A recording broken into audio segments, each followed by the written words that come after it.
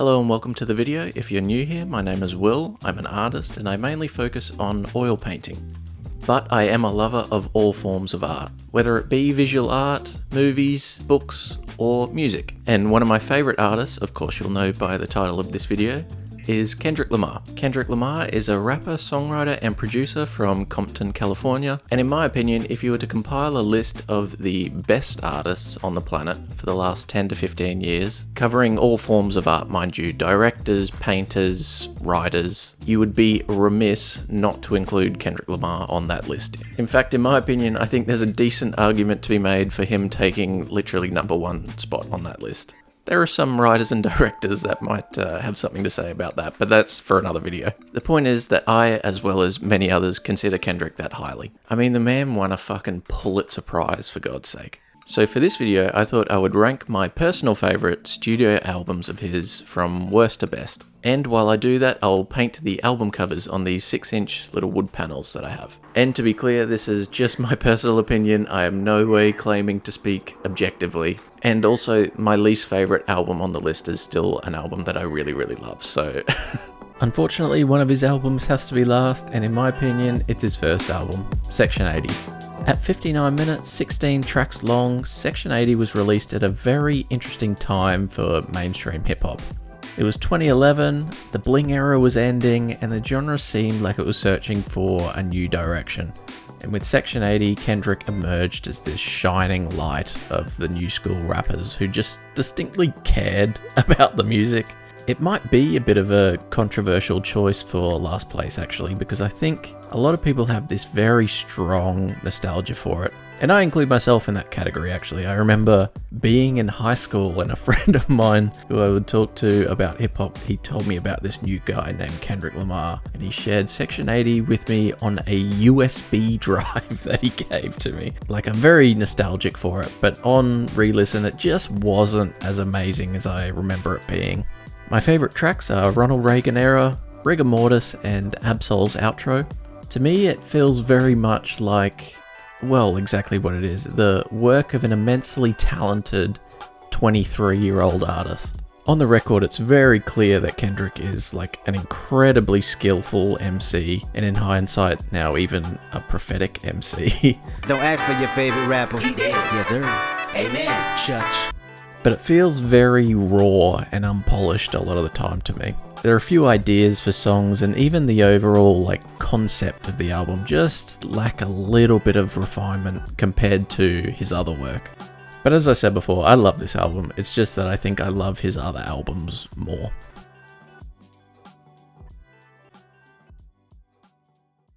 Okay, at number 6 I'm going with Damn. Damn was released in 2017, and it has Kendrick seemingly at his most religiously or spiritually confused, while simultaneously being his most poppy and radio-friendly album. It's 14 tracks, 54 minutes, and saw Kendrick elevated from like a hip-hop star to a full-blown household name, and is in fact the album that earned him the Pulitzer Prize, being the first artist outside of the classical or jazz genre to do so. Damn feels like an album that I should like better than I do, as weird as that is to say, but it has some amazing components. It has probably Kendrick's biggest ever single on it, obviously being Humble, and it also has probably one of my all-time personal favourite tracks from him, the closing track on the record, Duckworth. It's an awesome song that has Kendrick's stellar storytelling and an incredible beat from Ninth Wonder. But overall, the album just doesn't quite click with me for whatever reason. I'm not sure if I'm musically literate enough to explain why. But yeah, that's number 6.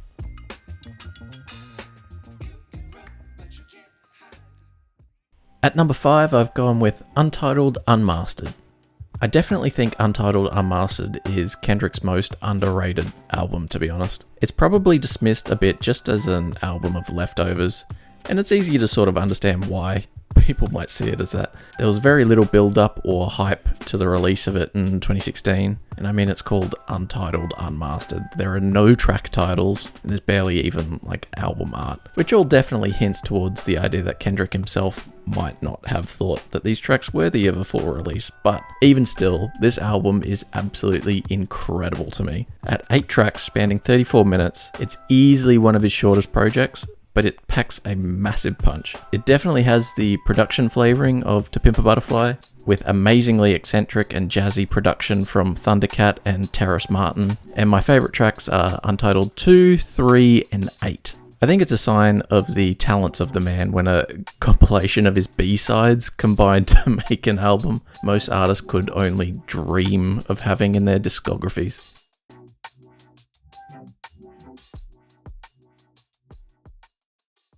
Now, at number 4, I've chosen Mr. Morale and the Big Steppers. This was a really hard choice, and it feels like it's too low in the list, but it's a testament to how many strong albums he has that it forces an album that I really like to be at number 4. But Mr. Morale is Kendrick's 5th studio album, released in 2022. It's a double album running for 73 minutes over 18 tracks, and my god, it's an emotional brute. I remember my first couple of listens, I had this feeling of really loving it, but not really wanting to listen to it again for a while, just because of like the emotional weight of it. Sort of like watching a really sad movie. It is some of Kendrick's most intimate and frankly upsetting themes throughout. He gets into nitty-gritty details of his experience going to therapy and dealing with relationship issues and generational trauma, and all of it's done incredibly poetically and beautifully. I'd say my favourite track is probably Father Time, featuring Sampha, where he reflects on generational ideas of masculinity. It's beautiful, it's ugly, and it's weirdly catchy, which probably goes for most of the songs on the album. So yeah, number 4.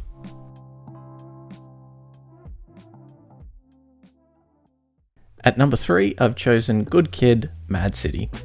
So Good Kid, Mad City came out in 2012 when I was 16. And at that point in my life, I hadn't really listened to too much music, honestly, particularly not many full albums. And so after listening to Good Kid, Mad City, my world of what music could be was profoundly shaped and expanded. I hadn't really had that experience with an album before, where I loved every single minute of it. And the way that it had a conceptual narrative running through it, I sort of remember feeling like, oh, albums can be like that. I think this album definitely was Kendrick's arrival as a fully fledged artistic powerhouse. The production, the lyricism, even the pacing of the album just works so well. I'd say my favorite track would be Sing About Me, I'm Dying of Thirst, where Kendrick shows off just his profound ability to tell stories in a really creative and poetic way. But yeah, that's number 3.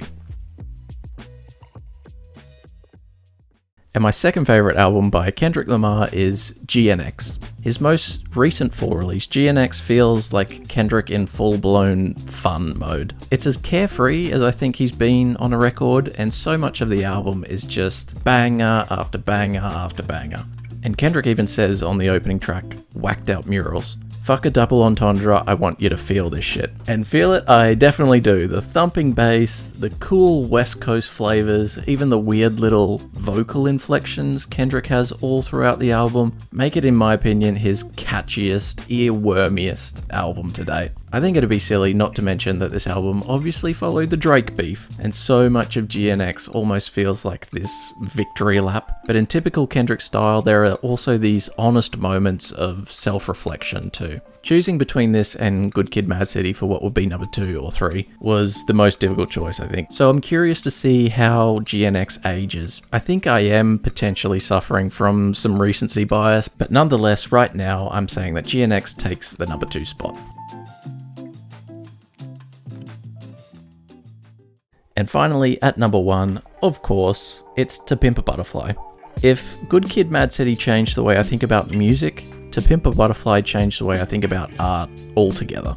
The way he weaves poetry through his work, the way every detail seems to be agonized over, it just is everything that I want and strive for my own personal work to be. I actually have a very distinct memory of the first time I listened to it. I remember where I was sitting, what I was doing, and I have the distinct memory of it blowing my fucking mind. Why are you doing this to me? To show you just how much you don't know. Open your eyes. The funk shall be within you. Now I run the game, got the whole world talking. Keep go to everybody. I guess I'd been anticipating the album in the lead up, and I had some expectations of what it would be like, and I remember it just totally subverting every preconceived thought I had of what it would be, and subverting them in a good way, of course, which again feels like a very profound lesson for myself in the way I want to make art. Kendrick wasn't just hopping on a trend or a sound or even starting exactly where he left off from his last project or something.